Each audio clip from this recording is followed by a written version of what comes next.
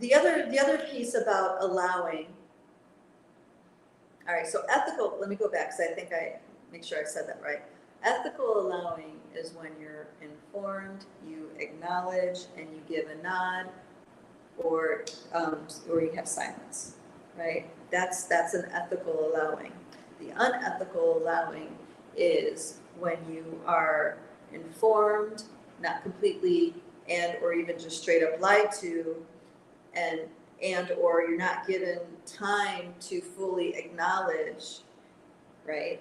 And or you're not, there's no moment of a true nod. It's more about moving forward with the absence of a no. Okay, now that's an energy pattern. That is a template that gets washed and repeated over and over again with humans. And a real lame example of this is, guys, unconscious is not consent. You have to be conscious. So when a chick is unconscious, right? She can't give consent. It doesn't matter that you swear up and down she said yes. It doesn't matter, she's not conscious, right? So just an example, lame example of what that looks like. And of course, that gets to very sophisticated levels. Another way is when we are, through circumstance and manipulation, we are put into a rock and a hard place. We are put in between a rock and a hard place, and we have to decide.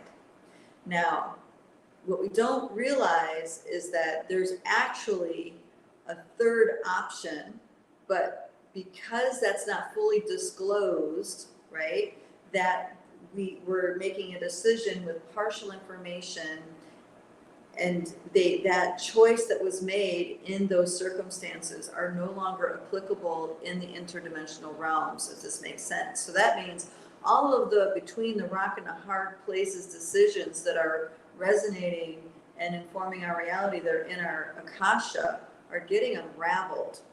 And I believe this is the Neptune frequency. The Neptune is unraveling those energies because they don't stand the litmus test of true consent. So I guess what I'm saying is that the bar has been lifted to the truth and sovereignty for humans. Now, we are more sovereign, which means the bar has been lifted to our level of responsibility, and that is really important.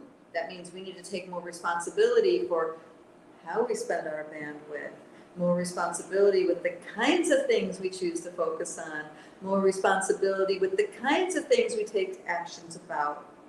You see what I mean? So, manipulating, lying, gossiping, all these things have a much bigger energetic impact than it used to. It's like, I want to say, if you guys resonate with the paradigm of instant karma, it's kind of creating an instant karma, right?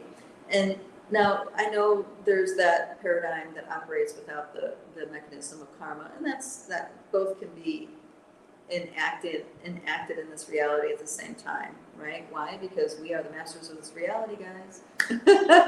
Coming back to that. So this is why the controllers need our consent, because we're the masters of these realities, and they twist, manipulate, invert things so we consent to things that we normally would not consent to. Like many of the people that were enthusiastic consenters during the jig and the La Cucaracha, many of them are not in that place now. Those that have woken up, and of course there's many that have not, but there's a whole nother level of consequence that they're going to be, that they're in. So, and then you also have the ones that were not in that enthusiastic yes, and we can see pretty clearly how they were manipulated, they were extorted, they were threatened, they were pressured, all those things were done. That's not true consent.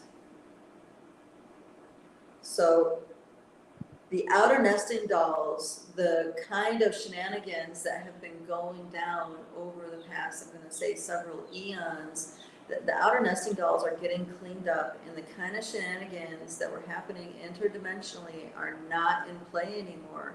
And that is highlighting to us in a biosuit in this reality how we are participating in these shenanigans, but not only that, but how we can be different, how we can choose differently, how we actually have authority, okay? So showing us a performance art like what they did at that event backfired. It was supposed to give us, we're supposed to get the go along with the crowd or put your head down and say nothing. It was supposed to be met with reluctant compliance, so to speak. Some enthusiastic, but others were reluctant in compliance. But really, there was a huge backlash of a resounding no.